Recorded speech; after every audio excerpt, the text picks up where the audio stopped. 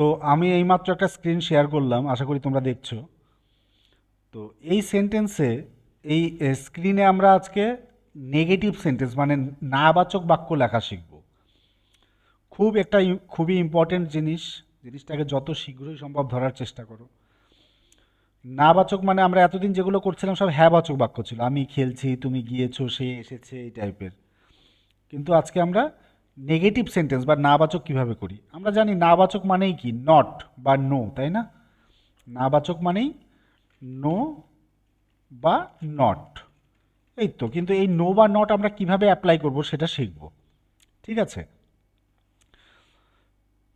নাবাচক sentence যখন করব আমরা কখনোই সেন্টেন্সে মানে ডিরেক্টলি নো বা নট লিখতে পারি না।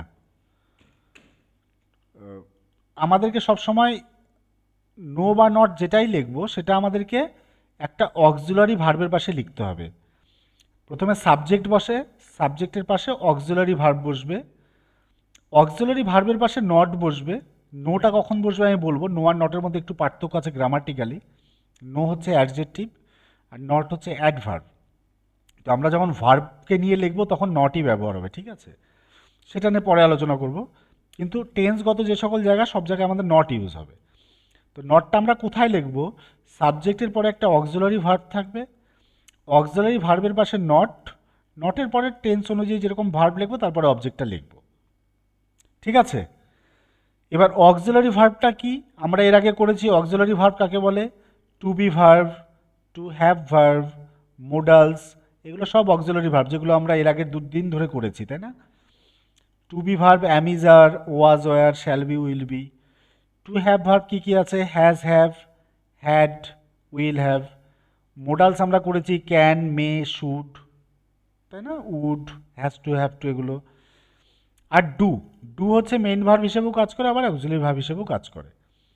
তো আমরা যখন সেন্টেন্সে নেগেটিভ নটটা লিখব তখন অক্সিলারি ভার্বের পাশেই লিখতে হবে, ঠিক আছে?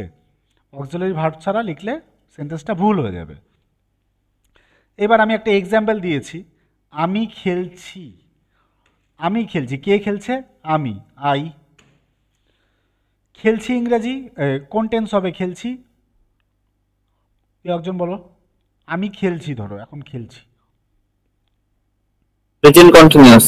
Present continuous. সাবজেক্টের পরে অ্যাম, ইজ, আর, আই অ্যাম, তারপর ভার্বের সঙ্গে আইএনজি। ভার্ব লিখলাম, ভার্বের সঙ্গে আইএনজি দিলাম, আই অ্যাম প্লেইং। এবার যদি আমাকে এটাকে নেগেটিভ করতে হয়, আমি খেলছি না, তাহলে আমরা নটটা কোথায় লিখব? প্রথমে আই, তারপর অ্যাম, অ্যাম আছে অক্সিলারি ভার্ব, অক্সিলারি ভার্বের পাশেই নট লিখে দেবো, not playing, I am not playing, ঠিক আছে? এখানে আশা করি কারো কোনো ডাউট নেই। একইভাবে আমি পড়ব, কে পড়বে? আমি, আই। পড়ব কোন tense? Future tense, future infinite. Future indefinite. তাহলে আমি পড়ব, আই, সাবজেক্টের পর শ্যাল বা উইল, যে কোনো একটা লিখলাম, আই উইল বা shall, verb read, I will read, আমি পড়ব। আবার যদি এটাকে নেগেটিভ করতে হয়, আমি পড়ব না, তাহলে কি হবে? শ্যাল উইল তো আছেই, তাহলে এর পাশেই নট লিখতে পারি, আই শ্যাল নট রিড, আমি পড়ব না। এই দুটো সবার ওকে আশা করি। কথা বলতে অসুবিধা হলে তোমরা অন্তত একটা থামস আপ দিয়ে দিতে পারো চ্যাটে, আমি বুঝতে পারবো যে কোনো ডাউট হচ্ছে না। জিনিসগুলো ক্লিয়ার হওয়া খুব দরকার। তারপরে আসছি তুমি যাও। কে যায়? তুমি, ইউ। যাওয়া কোন টেন্স হবে এটা? তুমি যাও।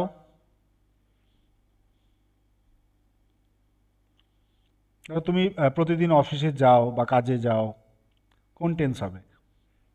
Present infinite. Present indefinite. তাহলে প্রেজেন্ট ইনডিফিনাইটের নিয়ম কি? সাবজেক্টের পরে ভার্ব, তাহলে ইউ গো, তাই তো? এইবার তুমি যাও না, নেগেটিভ করতে গেলে আবার আমাদের নট লিখতে হবে, তাহলে ইউ, এখানে তো কোনো অক্সিলারি ভার্ব নেই, ইউ গো, গোটা তো মেইন ভার্ব, তাহলে নটটা কিভাবে লিখবো? স্যার ডু বসবে। হ্যাঁ, কোন নট বলবো? যখন আমরা টেন্সগত নিয়মে অক্সিলারি ভার্ব পাচ্ছি না তখন আমাদেরকে ডু ভার্বকে হায়ার করতে হবে। আবার রিপিট করছি যাদের জানা নেই, যখন আমরা টেন্সগত নিয়মে কোনো অক্সিলারি ভার্ব পাচ্ছি না, তখন আমরা এই ডু ভার্বটাকে নিয়ে আসবো, ইউ ডু নট গো। ঠিক আছে? যদি একটু চিন্তা করো, আমাদের টেন্সের নিয়ম পাঠানো আছে গ্রুপে, একটু দেখে নেবে। আমাদের এই 12টা টেন্সের মধ্যে শুধুমাত্র দুটো টেন্স আছে যেখানে অক্সিলারি ভার্ব থাকে না, সিম্পল প্রেজেন্ট আর সিম্পল পাস্ট। এই দুটো টেন্সে আমাদের ডু ভার্বকে হায়ার করতে হয় নেগেটিভ সেন্টেন্স বা প্রশ্নবোধক বাক্য লেখার জন্য। অন্য সব 10টা টেন্সে অক্সিলারি ভার্ব আছে, ওগুলোকে নেগেটিভ বা ইন্টারোগেটিভ করতে কোনো অসুবিধা হয় না। শুধুমাত্র সিম্পল প্রেজেন্ট আর সিম্পল পাস্টের ক্ষেত্রেই আমাদেরকে ডু ভার্বটাকে হায়ার করতে হয়। তো এইটা গেল একটা সিনারিও, যে ইউ ডু নট গো। তারপরে আছে সে যায়। কি হবে এখানে? কে যায়? সে, হি। কোন টেন্স এটা? একই টাইপের, তাই না? সিম্পল প্রেজেন্ট বা প্রেজেন্ট ইনডিফিনাইট টেন্স। তাহলে হি গো, কিন্তু হি যেহেতু থার্ড পার্সন সিঙ্গুলার নাম্বার, তো ভার্বের সঙ্গে ইএস যুক্ত হবে, তাই না? হি গোজ হয়ে যাবে। খুব মন দিয়ে শুনবে, যাদের ফার্স্ট টাইম এই টাইপের জিনিস শিখছো তাদের জন্য খুব দরকার এটা। তাহলে সিম্পল প্রেজেন্ট টেন্সে যখন ভার্ব সাবজেক্ট যখন থার্ড পার্সন সিঙ্গুলার নাম্বার হয়, ভার্বের সঙ্গে এস বা ইএস যুক্ত হয়, সেজন্য আমরা গোয়ের সঙ্গে ইএস যুক্ত করলাম। এবার এটাকে যখন নেগেটিভ করব কি হবে? হি, একইভাবে অক্সিলারি ভার্ব নেই, সেজন্য আমরা ডু নিয়ে আসবো, হি ডু নট গোজ। তাই তো? এতটুকু তো আশা করি সবাই বুঝলে, হি ডু নট গোজ। এবার এই ইএসটা যেহেতু ভার্বের সঙ্গে যুক্ত হয়ে আছে, এই ইএসটা উঠে ডু এর কাছে চলে আসে, তখন ফাইনাল লাইনটা কি হয়? হি ডাজ নট গো। যখন থার্ড পার্সন সিঙ্গুলার নাম্বার হবে, এই ইএসটা কি করে? গো থেকে উঠে এসে ডু এর পাশে এসে বসে যায়। তাহলে হি ডাজ নট গো, সে যায় না। ঠিক আছে, আশা করি সবাই বুঝলে।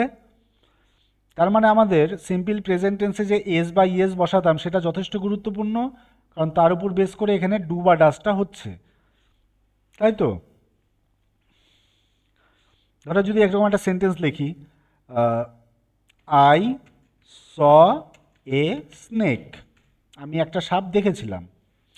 এখন এটাকে যদি নেগেটিভ করতে হয়, এখানে সিম্পল পাস্ট টেন্স, এটা সি স সিন, যেহেতু simple past tense auxiliary verb নেই, এটাকে নেগেটিভ করতে গেলে আবার কি হবে? এখানে আমরা প্রথমে সাবজেক্ট লিখব, তারপর আবার ডু ভার্বটাকে হায়ার করব, যেহেতু অক্সিলারি ভার্ব নেই। তাহলে হি ডু নট স, আমাদের নিয়মে এটাই হবে, তাই না? এইবার স যেহেতু সেকেন্ড ফর্মে আছে, এই সেকেন্ড ফর্মটা উঠে গিয়ে ডুয়ে বসবে। তাহলে কি হলো? আই, যেহেতু স এর সেকেন্ড ফর্মটা ডুয়ে চলে আসলো, তাহলে আই ডিড নট সি, এরকম হয়ে যাবে সিম্পল পাস্ট টেন্সের ক্ষেত্রে। তোমরা দেখো কে কতটা ধরতে পারলে। বলুন না, আর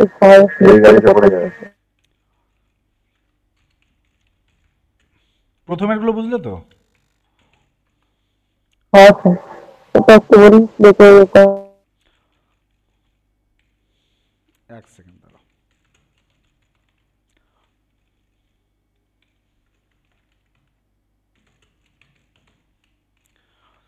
সিম্পল পাস্ট টেন্সে কি হচ্ছে? ভার্বের সেকেন্ড ফর্ম বসে, তাই তো? যেমন ধর আমি আরেকটা সেন্টেন্স দিচ্ছি, we went to Digha. We went to Digha, আমরা দীঘাতে গিয়েছিলাম। এবার হয়তো আমি বলতে যাচ্ছি যে আমরা দীঘাতে যাইনি, নেগেটিভ বলতে যাচ্ছি। তাহলে এই উই ওয়েন্ট টু দীঘা, একে যদি নেগেটিভ করতে হয়, আমরা এতক্ষণ যেটা শিখলাম যে যখন অক্সিলারি ভার্ব থাকবে না, ডু ভার্বকে হায়ার করব। তো এখানে অক্সিলারি ভার্ব নেই, আমরা আবার ডু ভার্বকে হায়ার করলাম। তাহলে we do not went to Digha. এতটুকু বুঝলে তো? এখন হ্যাঁ, এই ওয়েন্ট দেখো সেকেন্ড ফর্মে আছে, তাই না? তো এই ওয়েন্টটা কি করবে? এই ওয়েন্টের সেকেন্ড ফর্মটা ডু এর কাছে চলে আসে। তাহলে ওয়েন্টের সেকেন্ড ফর্মটা যখন ডু এর উপরে চলে আসবে, তাহলে উই ডিড, ডুটা হয়ে গেল did not go two Digha. দেখো বুঝতে পারলে নাকি?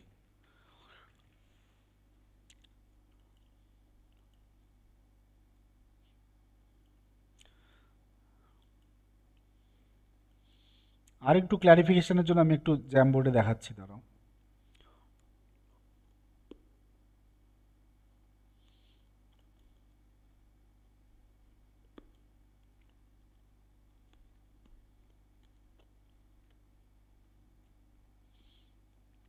মধ্য কথা, সিম্পল প্রেজেন্টে ডু নট বা ডাজ নট ইউজ হবে, সিম্পল পাস্টে ডিড নট ইউজ হবে, যদি রাফলি যদি চিন্তা করো।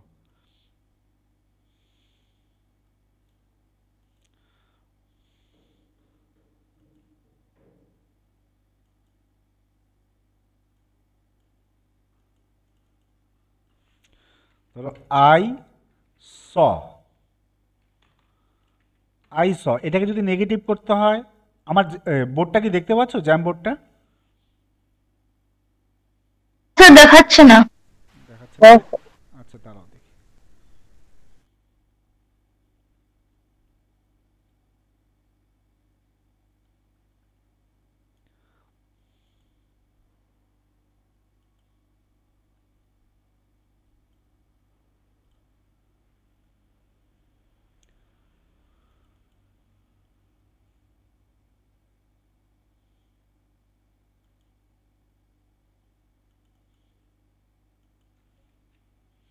এখনো দেখাচ্ছে না, না?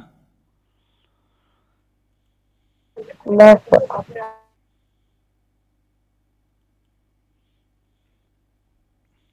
আচ্ছা ঠিক আছে, এক মিনিট।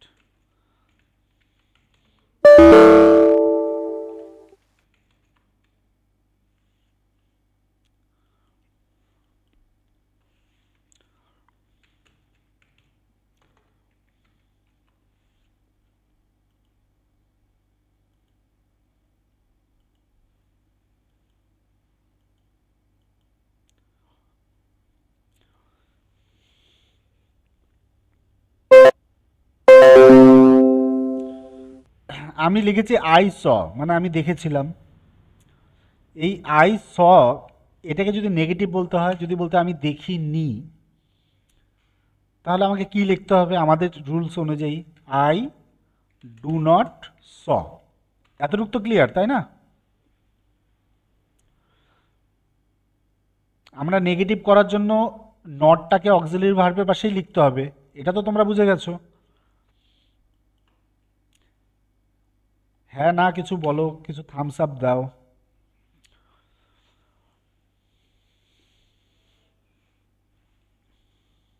So এটা I did not see হবে। একদম ঠিক। যেহেতু সটা আছে সেকেন্ড ফর্মে, এই সেকেন্ড ফর্মটা উঠে গিয়ে ডুয়ে চলে আসে, তাহলে হবে I did not see. Simple পাস্টের ক্ষেত্রে এই নিয়মটাই অ্যাপ্লাই হবে। সিম্পল পাস্টে যদি নেগেটিভ করতে হয়, তাহলে আমাদেরকে এই নিয়মটাই করতে হবে। জিনিসটাকে এইভাবেই শেখো।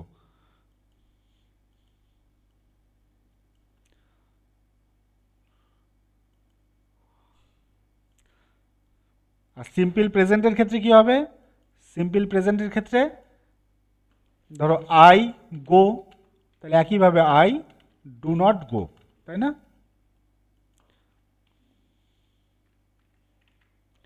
আই গোকে যদি নেগেটিভ করতে হয়, তাহলে I do not go. Simple present. আর সিম্পল প্রেজেন্টে আর একটা সিনারিও কি হতে পারে? যদি বলে রাম প্লেস, রাম খেলে, একে যদি নেগেটিভ করতে হয়, তাহলে রাম ডাজ নট, যেহেতু এস যুক্ত আছে তাহলে ডাজ নট প্লে হয়ে যাবে। সিম্পল প্রেজেন্টে দুটোই সিনারিও হয়, একটা ডু বা ডাজ। যখন থার্ড পার্সন সিঙ্গুলার নাম্বার হবে তখন ডাজ নট ইউজ হবে, আর যখন ফার্স্ট পার্সন বা সেকেন্ড পার্সন হবে তখন ডু নট ইউজ হবে।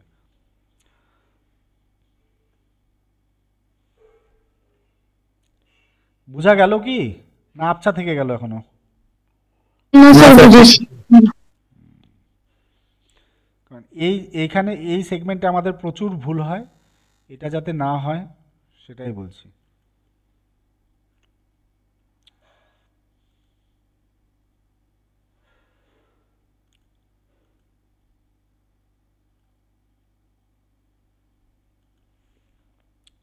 কয়েকটা করতে দেবো? হ্যাঁ স্যার। হ্যাঁ স্যার। কয়েকটা করতে দিচ্ছি।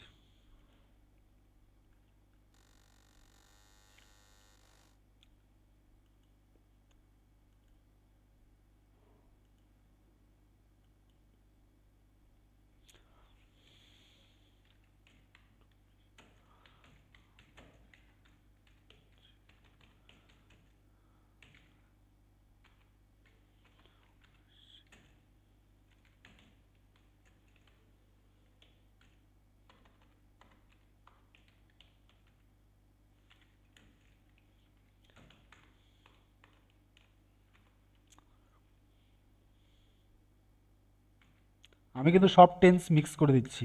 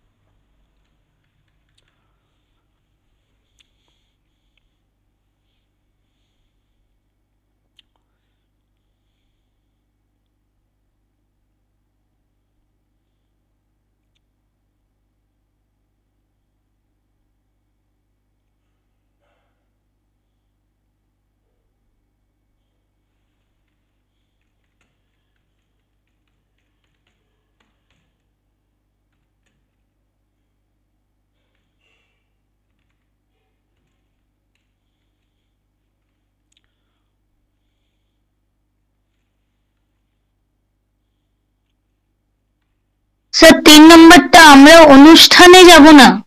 হ্যাঁ, আমরা অনুষ্ঠানে যাব না। স্যার সেখানে কি হ্যাঁ, ওই যে তিনি আমাকে চেনে না, চেনে চেনে না। ও ওটা নো করে করো, KNOW।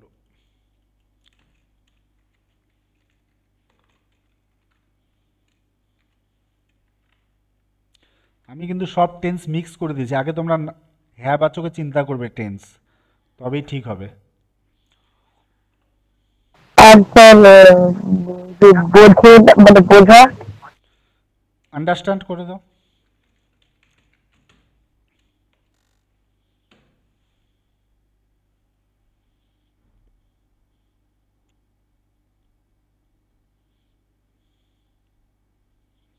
কিছু ইংরেজি এনিথিং।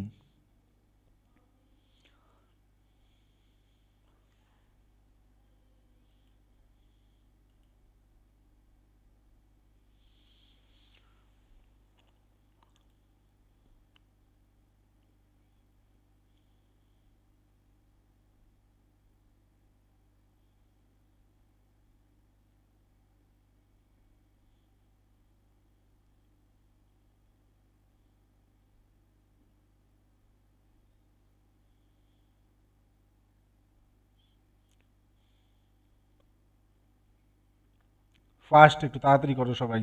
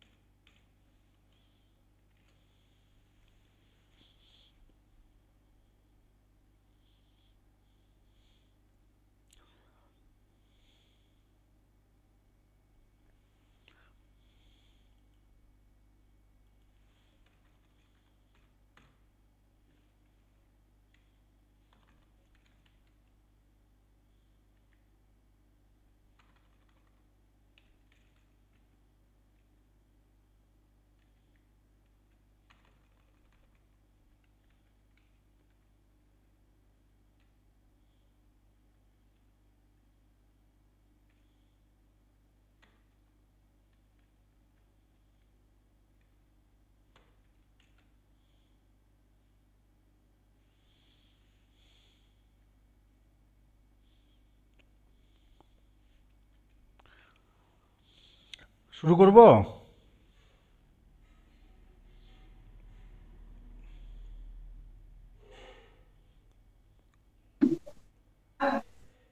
স্যার বলুন। হ্যাঁ স্যার শুরু করুন। হ্যাঁ, প্রথমটা আছে কি, তুমি আমাকে চেনো না। সিম্পল প্রেজেন্ট টেন্স আমি লিখে দিয়েছি। কি হবে আনসারটা? You do not know. You, you do not know me. একদম ঠিক, you do not know me. You do not know me simple present টেন্সে হলো। সে কিছু বোঝে না।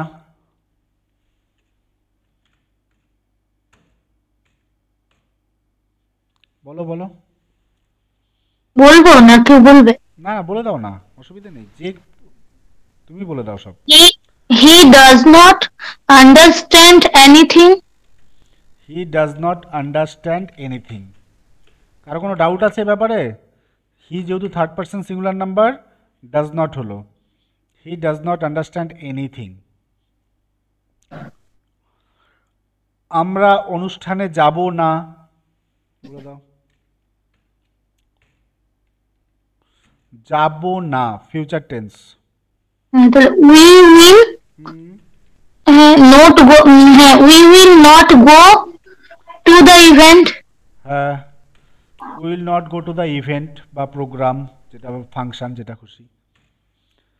We will not go to the function. ছেলেটি গতকাল এখানে আসেনি। ছেলেটি গতকাল এখানে আসেনি। বলো। গতকাল। এটা স্যার এটা ডিড নট হবে তো? একদম ঠিক। The boy, the boy did not come here yesterday.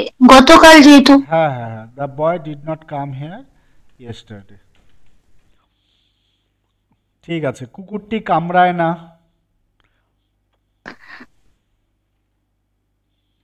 এটা ডাজ নট দিয়ে হবে? হ্যাঁ, ডাজ নট হবে। The dog does not bit. Does not byte. হ্যাঁ, the dog does not byte. আমি তাজমহল দেখিনি, সরি, আমি তাজমহলে যাইনি বা দেখিনি। এটা কোন টেন্স হবে?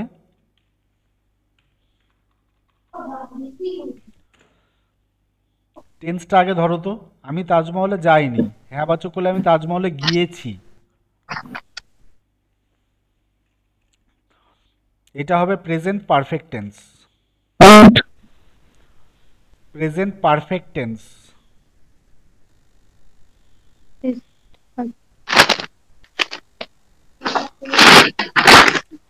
আমি বইটি পড়িনি, হ্যাঁ বাচক করলে আমি বইটি পড়েছি। যখন ইয়েছি মূলক কথা আসে তখন প্রেজেন্ট পারফেক্ট টেন্স হয়। তাহলে স্যার এটা হ্যাড বিন বা হ্যাভ বিন ইউজ হবে না? না না না, এটা তোমাকে বোধহয় করা হয়নি। এটা প্রেজেন্ট পারফেক্ট টেন্সে হ্যাজ বা হ্যাভ বসে। আচ্ছা। I have not visited the Taj Mahal. I have not visited the Taj Mahal, এরকম হবে।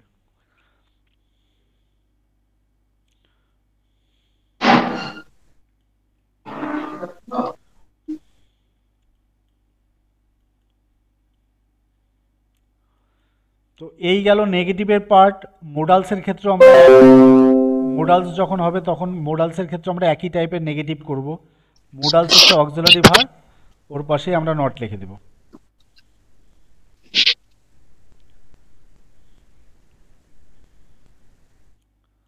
কারো কোনো ডাউট আছে আজকের ক্লাস নিয়ে?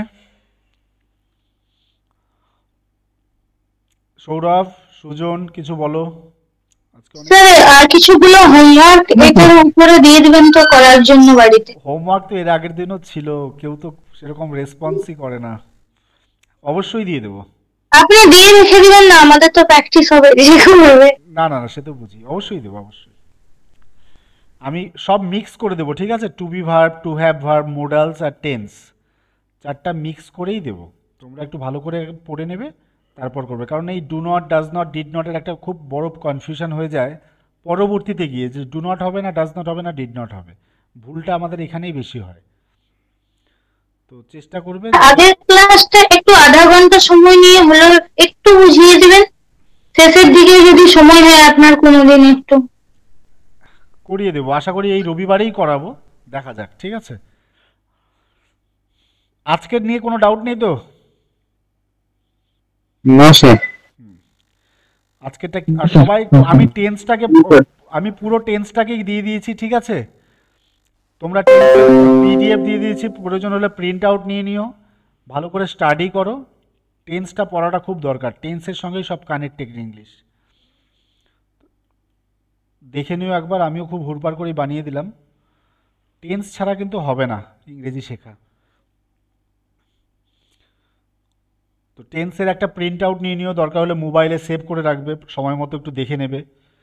আর আমি প্রচুর হোমওয়ার্ক দিয়ে দেবো, ঠিক আছে। তোমরা এরকম ট্রান্সলেশন অনলাইন থেকেও প্র্যাকটিস করতে পারো, মানে নিজেদেরকে প্র্যাকটিসের মধ্যে রেখে দিও, তাহলে ধরো আমাদের ফার্স্ট হবে জিনিসটা, আদারওয়াইজ কিন্তু অনেক সময় নষ্ট হয়ে যাবে।